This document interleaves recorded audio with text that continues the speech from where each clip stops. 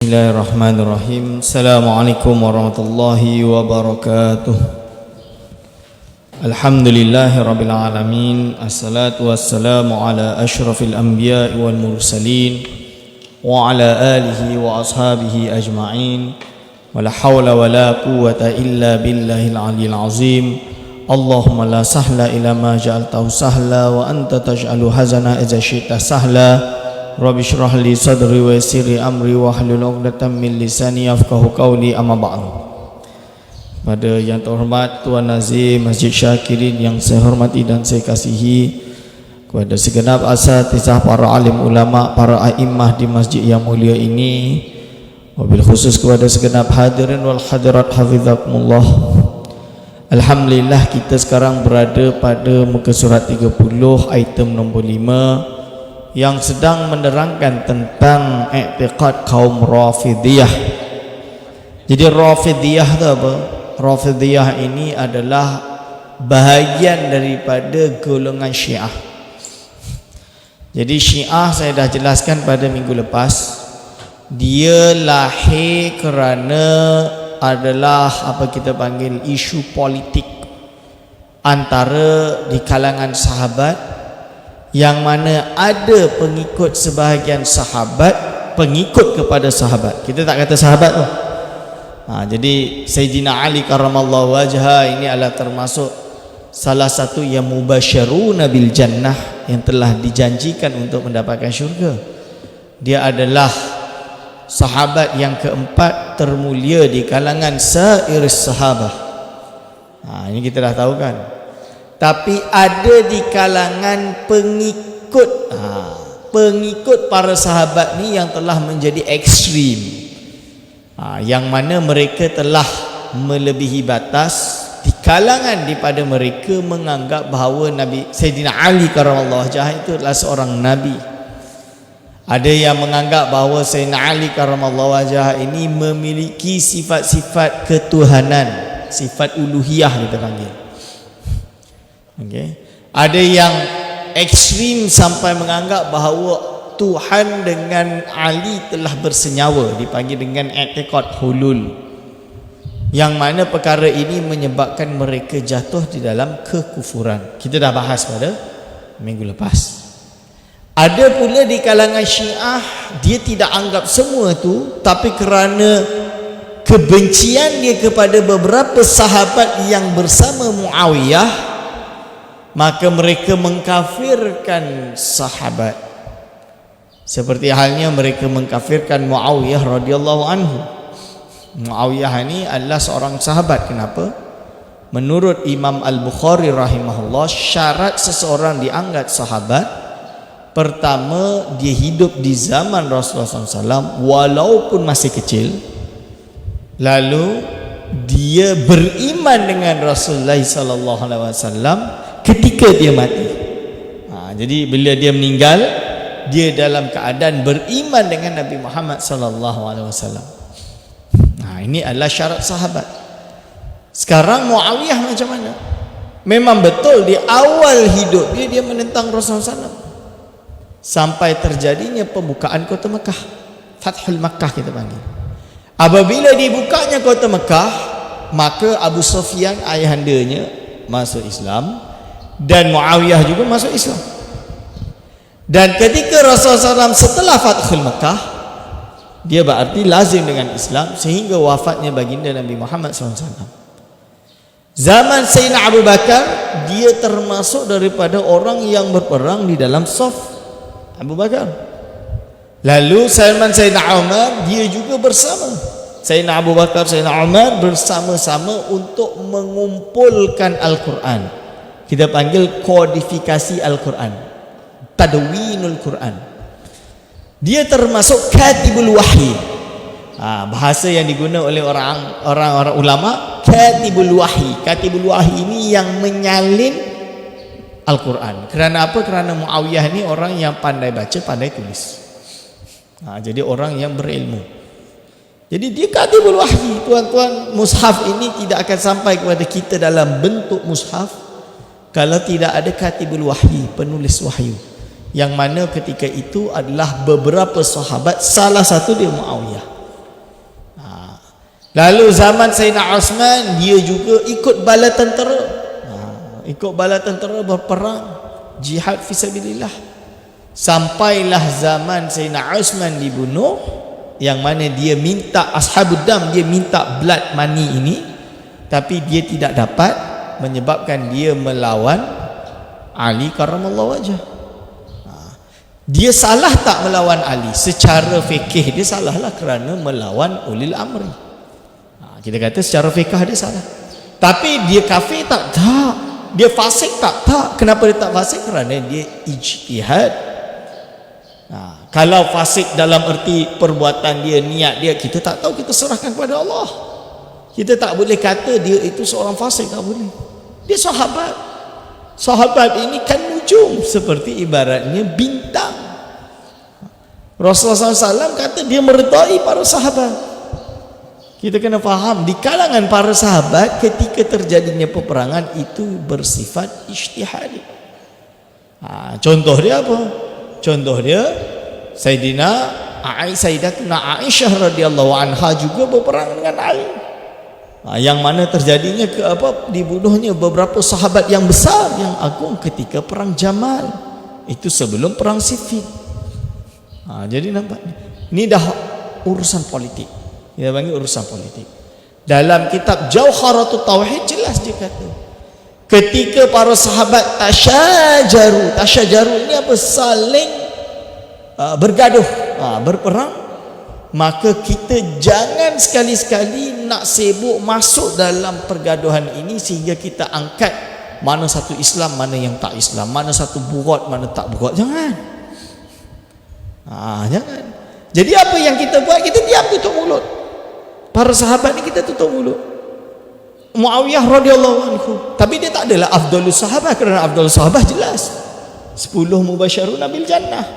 Yang paling hebat 4 khulafa yang pertama, lepas tu 10, lepas tu perang Badar, lepas tu ahli Uhud, bai'atul ridwan, lepas tu ahli Uhud. Ini khilaflah di kalangan ulama.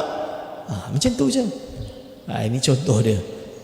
Tapi sebahagian golongan Syiah telah mengambil pot, kita panggil itu, mengambil pot dengan menganggap bahawa siapa yang bersama Muawiyah dan Muawiyah itu kafir. Nauzubillah min zalik. Bahkan mereka mengkafirkan Aisyah radhiyallahu anha. Ini pegangan ahli sunnah wal jamaah sejati. Ahli sunnah wal jamaah Asy'ariyah Maturidiyah berpegang dengan ini. Datang pula ada orang mengaku Asy'ariyah Maturidiyah, lalu dia berbeza dalam bab ni. Dia kata apa? Berarti Muawiyah ni kafir. Itu dah salah. Itu satu. Ada pula tak sampai kafirkan, tapi memfasikkan Muawiyah, membenci Muawiyah. Itu pun salah. Itu pun salah. Kita keluarkan dia ahli sunnah ke tak? Kita tak bolehlah keluarkan dia ahli sunnah, kerana dia masih menganggap bahawa mereka itu Asy'ariyah. Cuma dia mengambil pendapat yang terpinggir dan kita tolak. Kita di negeri Selangor jelas bahawa Muawiyah masih sahabat. Muawiyah masih sahabat dan dia radhiyallahu anhu. Jadi kita tak boleh mengkafirkan dia. Lalu yang kelima, setengah daripada mereka itu beriktikad bahawa roh apabila ia keluar daripada satu badan, maka ia masuk kepada lembaga yang lain, maka iktikad itu kufur. Maksud dia apa, tuan-tuan? Yang nombor 5 ini adalah beriktikad dengan konsep tanasukhul arwah. Tanasukhul arwah ini adalah dipanggil dengan apa nama dia? Incarnation. Bahasa Inggerisnya incarnation. Ini.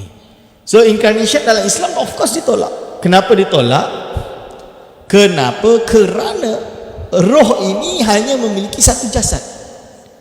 Dia tak boleh masuk dalam jasad yang lain. Dia tak boleh. Jadi apa? Kerana dia akan menjadi mukallaf bila dia masuk dalam badan tersebut. Contohnya saya kan, roh saya dengan badan saya, maka saya mukallaf bertanggungjawab atas badan saya.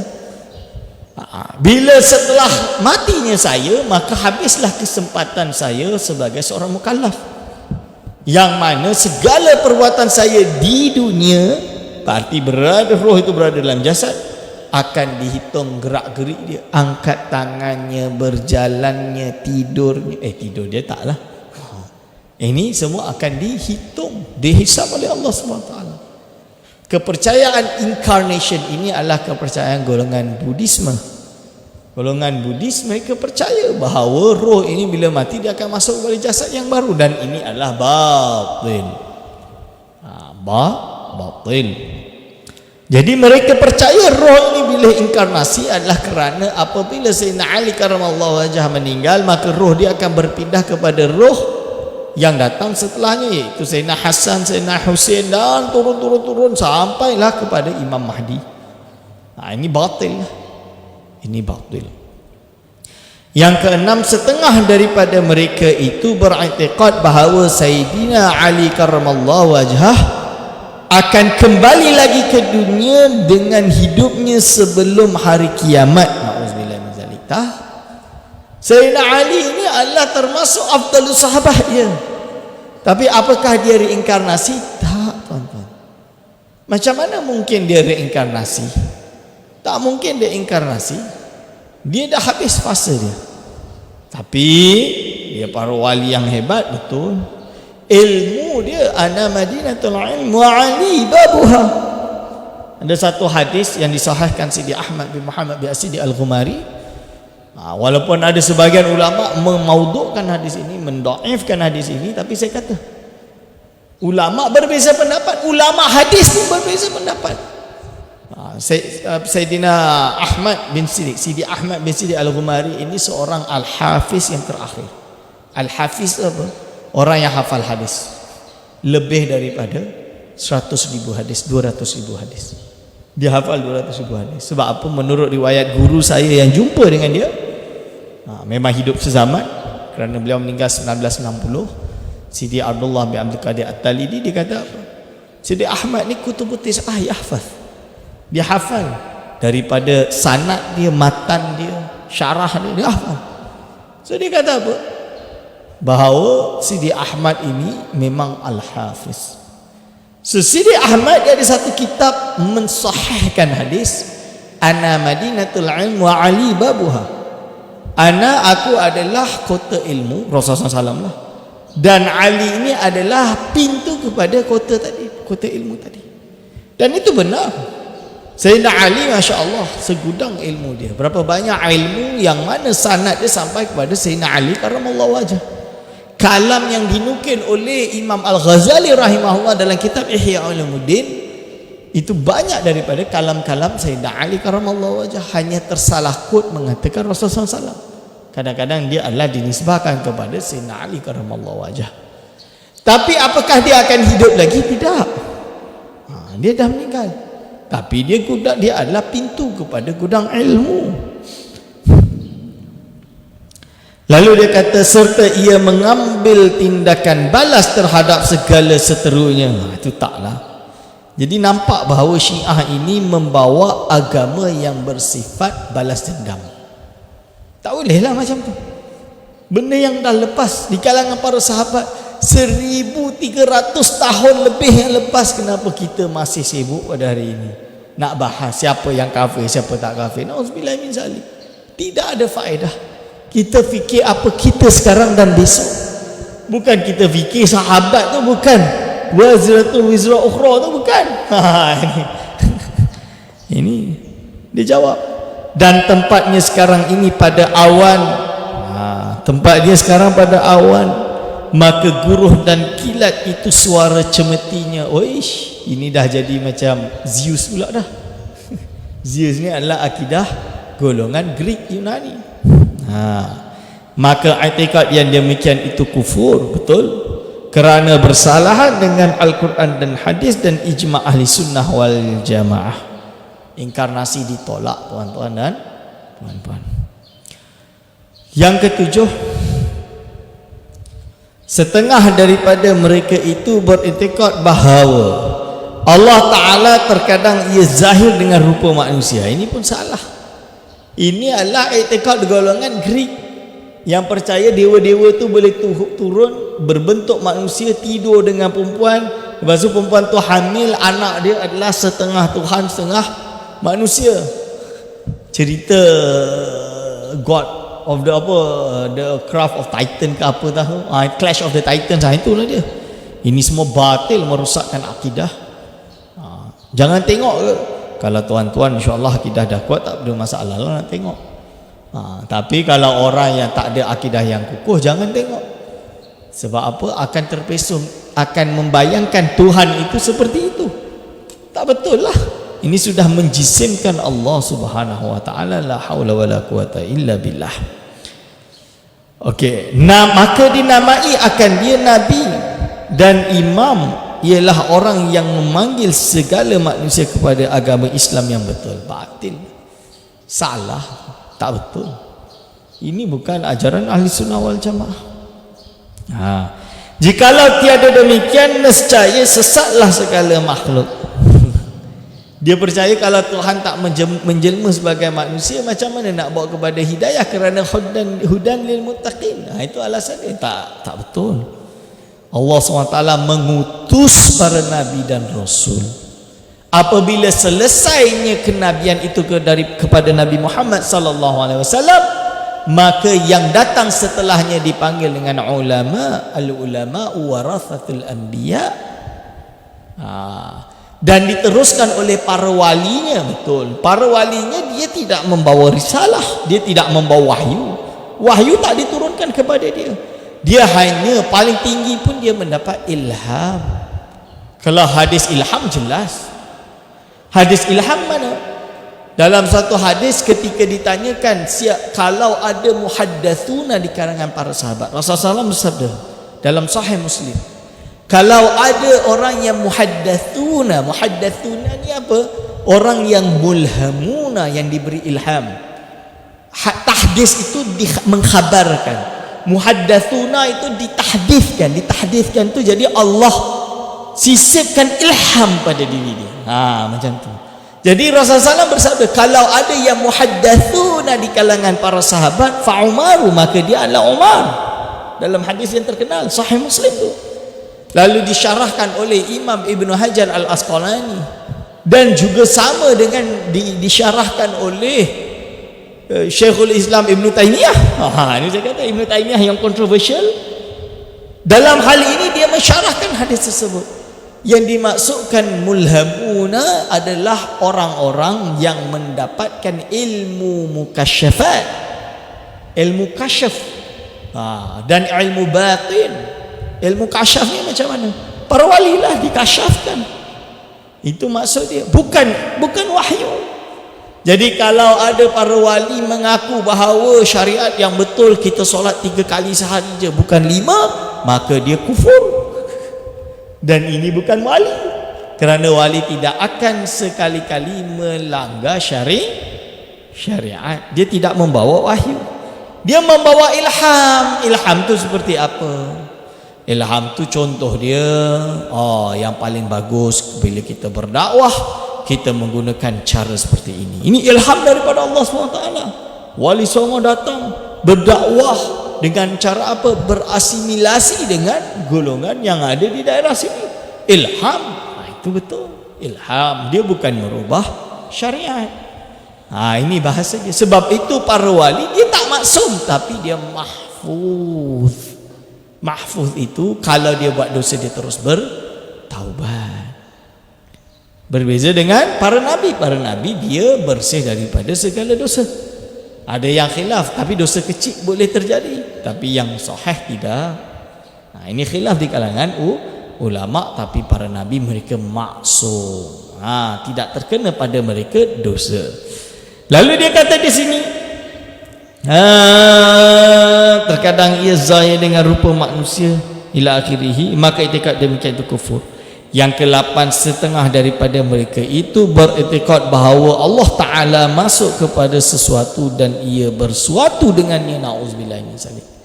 Termasuk darinya percaya bahawa i'tiqad hulul, dan ini adalah kufur. Maka i'tiqad yang demikian itu kufur. Tuan-tuan dan puan-puan, Ustaz, kenapa dia tak bahas tentang apa Imam Mahdi, tentang apa Syiah misalnya dia? Kan ini membahas tentang Rafidah. Jawapan dia membahas tentang Rafidah yang kufur adalah seperti ini. Kalau masalah afdal Ali, Sayyidina Abu Bakar tidak afdal dan lain-lain, ini masih tidak menyebabkan seorang itu jatuh kufur. Apakah sesat? Kalau masalah afdaliyah masih ada celah khilaf. Contoh dia apa? Sayyidina Uthman dan Sayyidina Ali di kalangan ahli sunnah jamaah sendiri itu khilaf. Ada yang kata Ali dulu baru Uthman, ada yang kata Uthman dulu baru Ali. Ini contoh dia. Contoh lain masalah Imam Mahdi. Imam Mahdi jelas dalam ahli sunnah wal jamaah menganggap menerima memang akan keluar Imam Mahdi. Kita panggil Zuhurul Mahdi. Itu memang akan keluar. Beza dia, pertama kita tak tahu siapa Imam Mahdi. Kita tak kata apa Hasan Askari itu sebagai Imam Mahdi. Kita tak kata Hasan Askari itu imam, termasuk imam 12 golongan Syiah lah. Kita tak anggap dia Imam Mahdi, tak. Kita juga mengatakan Imam Mahdi belum zahir. Mereka kata dah zahir dan mati nanti akan hidup balik. Tak betul lah. Itu contoh dia. Lalu Syahdan, kaum Rafidiyah. Jadi oleh sebab itu kaum Rafidiyah adalah sejahat-jahat ahli bid'ah. Jadi kaum Rafidiyah ini adalah sejahat-jahat ahli bid'ah, golongan sesat. Seperti sabda Nabi Muhammad sallallahu alaihi wasallam, yakunu fi akhir zamani qaumun yusammuna ar-rafidhata yarfuduna al-islam faqtuluhum fa innahum musyrikun. Yaitu lagi akan terjadi pada akhir zaman suatu kaum dinamai akan mereka itu Rafidi. Jadi mereka ini akan dinamakan Rafidi. Mereka itu tinggalkan agama Islam. Mereka ini akan meninggalkan agama Islam. Maka hendaklah kamu bunuh akan mereka itu, kerana bahasanya mereka itu kaum yang kafir juga. Ini yang terjadi di Daulah Uthmaniyah ketika lahirnya namanya Kerajaan Safawid. Kerajaan Safawid yang mana mereka membawa Syiah dan di kalangan mereka adalah Syiah Rafidiyah. Mereka burat menentang kerajaan Daulah Uthmaniyah, membina kerajaan sendiri di Iran dan diperangi oleh Daulah Uthmaniyah. Ini cerita yang sebenar. Kerana sebelum itu Syiah tidak memiliki kerajaan kecuali di zaman Fatimid yang ada di Mesir. Itu sahaja. Lepas itu dah mati dah. Dan setelah itu mereka tidak memiliki kerajaan sama sekali sampailah terjadinya iaitu Safawid. Setelah jatuhnya kerajaan Safawid, maka tak lama lepas itu naiklah Shah Iran, kan? Kita tahu setelah kolonialisme maka naiklah Shah Iran. Setelah Shah Iran diturunkan oleh rejim Khomeini, dan rejim Khomeini ini bila dia naik maka jadilah kerajaan Syiah yang ada pada hari ini. Kita tidak mengkafirkan Syiah secara keseluruhannya, tapi kalau yang Rafidiyah seperti ini maka dia jatuh kufur. Ini.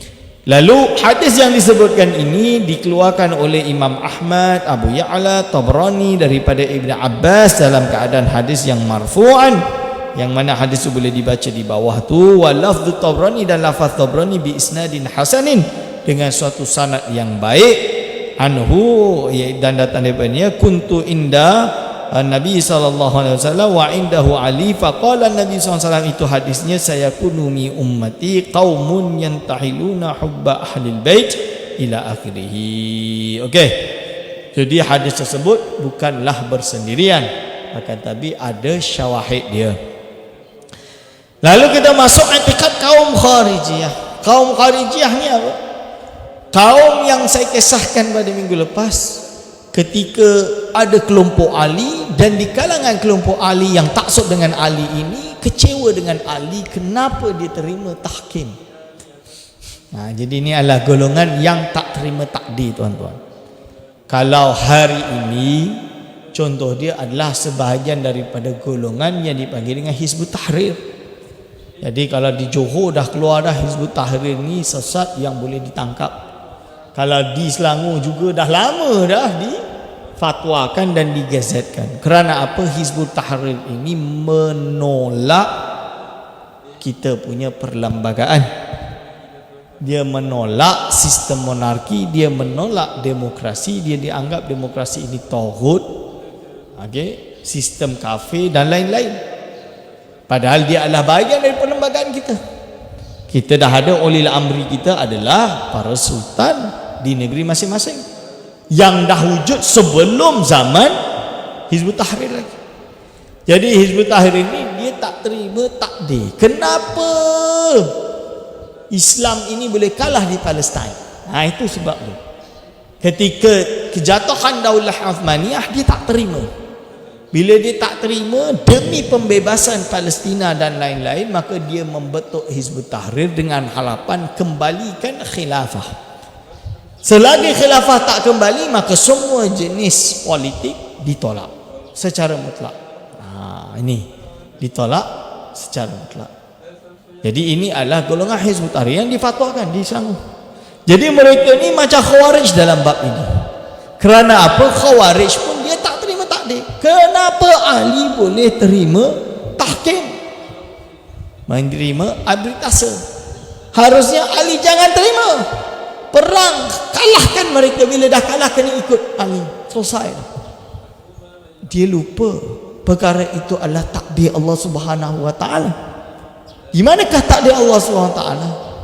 Rasulullah SAW dah bersabda dah bahawa Hasan Husain tu apa yang akan terjadi. Hasan akan mendamaikan dua kelompok, betul? Itu dalam hadis. Dua kelompok yang bergaduh paling besar yang akan selamatkan nanti Hasan.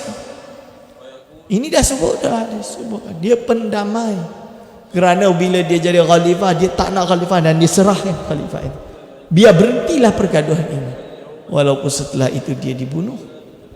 Nampak ni, ghilman mereka adalah Hasan Husain ni adalah ghilman, adalah pemimpin para muda yang akan masuk ke dalam syurga. Ini contoh dia. Jadi Khawarij tak terima Ali menerima tahkim. Ketidakterimaan Khawarij ini mereka keluar daripada saf Ali. Jadi mereka ini burat betul. Dan mereka berpegang pada ayat wa man lam yahkum bima anzalallah faulaika humul kafirun. Barang siapa yang tidak berhukum dengan hukum Allah, maka dia kafir. Maka dia kafirkan Ali, dia kafirkan Muawiyah. Golongan seperti ini dipanggil dengan golongan Khawarij. Khawarij pada zaman dahulu itulah dia. Maka ketika tahun atau abad ke-13 Hijriah, lahirlah golongan yang juga Khawarij. Khawarij dari segi apa? Dia keluar daripada saf pemerintahan Daulah Uthmaniyah. Dia keluar daripada Daulah Uthmaniyah dan dia mengkafirkan siapa yang tidak bersama dia. Maka mereka ini juga dipanggil dengan golongan Khawarij. Kerana apa? Mereka takfiri, mengkafirkan siapa-siapa yang tak ikut mereka. Ini kena jaga bahaya dengan golongan-golongan Khawarij ini. Disebut oleh Imam As-Sawi sendiri dalam kitab Syarah atau Hasyah kepada Tafsir Jalalain, mereka ini dipanggil golongan Khawarij. Adapun i'tikad kaum Kharijiyah, maka iaitu 12 kaum. Antara mereka beriktikad. Jadi Khawarij ini sendiri terpecah lagi kepada 12 kaum. Pertama, setengah daripada mereka itu beriktikad bahawa yang menjadikan kebajikan itu Allah Ta'ala, dan mereka menjadikan kejahatan itu hamba. Mereka mengkafirkan segala orang Islam yang mengerjakan dosa besar, maka i'tikad ini kufur. Bagi mereka, siapa yang buat dosa besar ini kafir. Orang mencuri kafir. Orang yang tidak berhukum dengan hukum Allah kafir. Orang yang orang yang melakukan zina terus kafir. Tak. Ulama ahli sunnah wal jamaah tegas. Murtakibul kabirah, orang yang selalu atau sentiasa melakukan dosa besar tidak dihukum kafir. Tapi dosa besar, masuk neraka tergantung hak Allah. Kalau Allah nak masukkan di dalam neraka, masuklah di dalam neraka. Ini i'tikad ahli sunnah wal jamaah. Sebab itu kita tidak boleh mengkafirkan orang. Tak boleh mengkafirkan orang. Nampak aja ada orang mabuk, kafir ni, dah minum arak ni kafir ni. Tak boleh.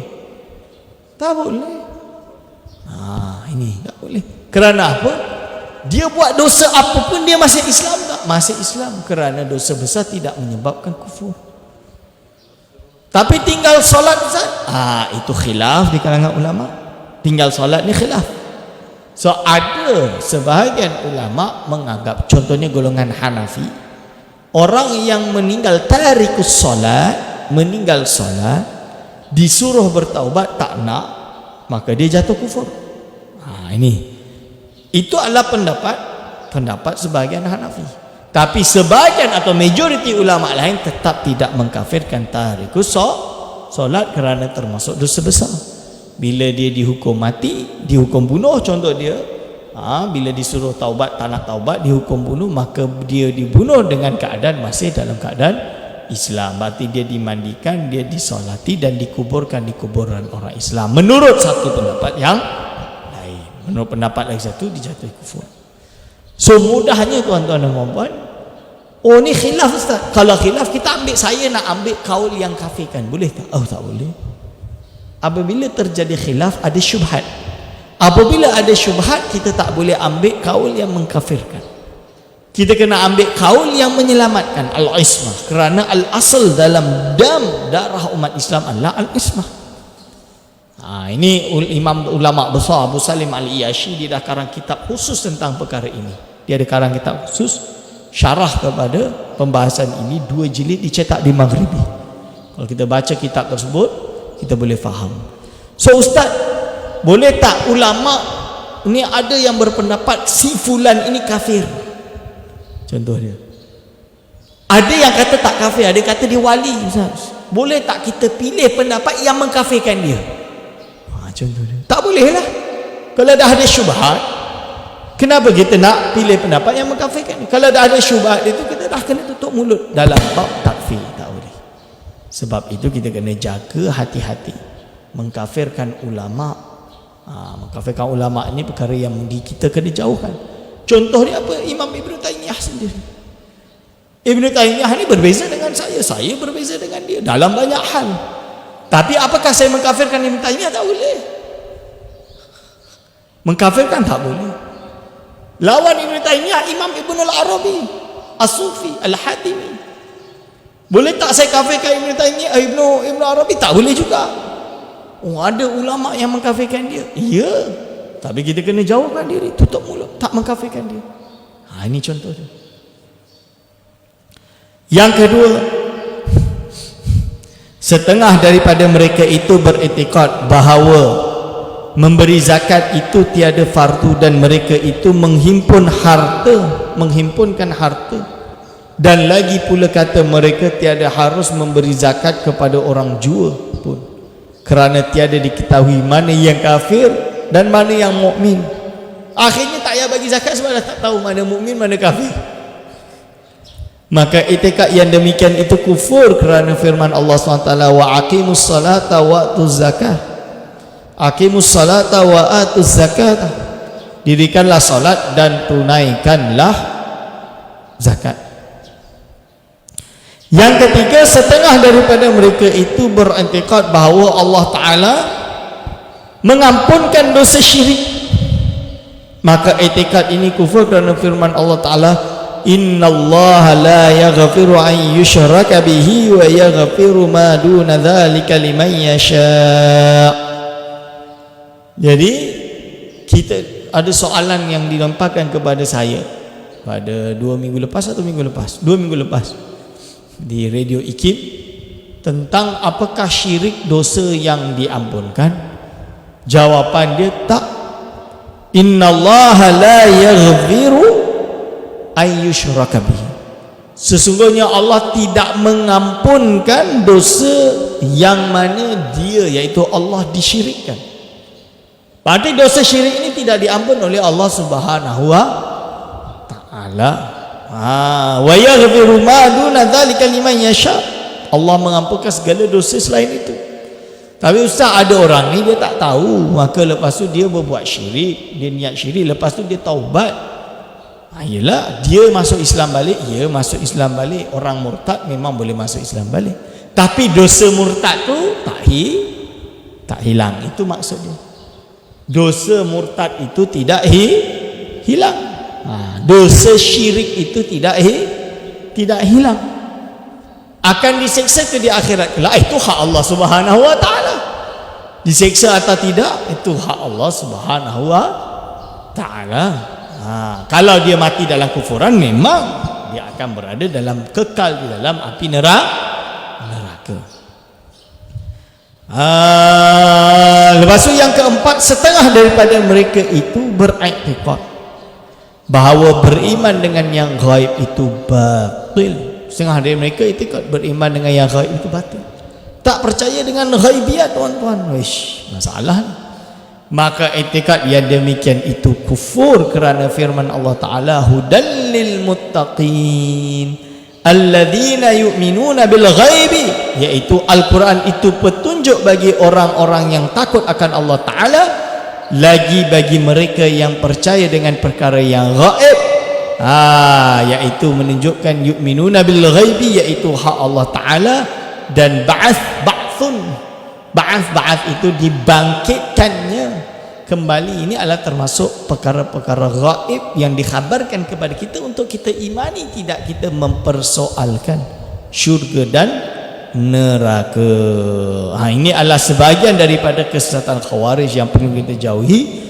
Kalau tuan-tuan nak tahu Ahli Sunnah wal Jamaah apakah, jadi saya dah sebut minggu lepas, kita di Nusantara ni, atau lebih tepatnya Malaysia ini, berpegang dengan akidah Ahli Sunnah wal Jamaah. Dan Ahli Sunnah wal Jamaah itu mengikut neraca siapa? Ini dijelaskan dalam buku saya yang baru baru tak adalah baru sangat, dah sebulan lebih dah. Syekh Abdullah Fahim, ulama Ahli Sunnah wal Jamaah dan perjuangan kebangsaan. Dalam ni dia dah sebut dah. Dalam ni dia dah sebut tentang apa? Tentang perjuangan kebangsaan. Selain itu tentang Ahli Sunnah wal Jamaah saya nukil, iaitu Syekh Abdullah Fahim punya wasiat. Dia ada satu wasiat dia dekat sini, yang mana dia mensyarahkan siapakah Ahli Sunnah wal Jamaah. Jadi tuan-tuan dan puan-puan, ni contoh dia, muka surat 83. Dia kata wasiat Syekh Abdullah Fahim sebelum Syekh Abdullah Fahim ni, sebelum dia meninggal, dia ada memberi sebuah wasiat yang disematkan di dalam majalah pengasuh di Kelantan. Syekh Abdullah Fahim kata, bismillahirrahmanirrahim, alhamdulillahi wassalatu wassalamu ala sayyidina Muhammadin wa ala alihi wa ashabihi amma ba'du. Tuan-tuan sedia maklum, beratus-ratus tahun bahawa orang bangsa Melayu semalaya ini, dari peringkat ke bawah hingga peringkat ke atas, awam-awam, qadi-qadi, ulama-ulama, menteri-menteri, hingga raja-raja sekalian, mereka itu bermadhab dengan madhab Imam Asy-Syafi'i ijma'an. Tiada seorang pun yang bermadhab lain daripada madhab Syafi'i. Yahrumu kharqul ijma', dilarang untuk melanggar ijma'. Ambil mereka itu hukum-hukum fikih Syafi'i daripada kitab Tuhfah dan kitab Nihayah, ni kitab mazhab Syafi'i, hingga kitab Al-Um. Kita pun rujuk Al-Um, tuan-tuan, dan mukhtasaratnya, iaitu mukhtasar-mukhtasarnya, dan terjemahnya kepada bahasa Melayu, seperti Sabilul Muhtadin. Sabilul Muhtadin tu yang dikarang oleh Syekh Arsyad Banjari sendiri. Kitab fiqh. Bughyatul Tullab Syekh Wan Daud Al-Fatani, Matla'ul Badrain, dan lain-lain. Usuluddin atas perjalanan Abil Hasan Al-Ash'ari diambilkan daripada syuruh dan hawashi Umul Barahin dan Jauharah. Kita dah khatam Umul Barahin. Jauhar Tauhid belum buka, nantilah suatu saat kita buka Jauhar Tauhid. Dan sebagainya daripada kitab-kitab Melayu. Ilmu tasawuf atas perjalanan Imam Al-Ghazali diambilkan daripada Minhajul Abidin, Ihya Ulumuddin, dan terjemahnya kepada Melayu seperti Siyarus Salikin. Maka ini kitab-kitab dan seumpamanya, segala hukum dalamnya kesemuanya mustambat, iaitu diistimbatkan daripada Al-Quran dan hadis, yang dihalusi dan ditapis oleh ulama ajilla. Diamal dengan dia sudah lebih daripada 1000 tahun dan diterjemah kepada bahasa Melayu beratus-ratus tahun. Itu adalah wasiat Syekh Abdullah Sahih. Jadi dari sini insya-Allah kita harapkan kita boleh tetap dengan akidah Ahlussunnah wal Jamaah. Mungkin sekian saja daripada pengajian kita pada pagi hari ini. Aku lu qauli hadza astaghfirullah li wa lakum. Wassalamualaikum warahmatullahi wabarakatuh.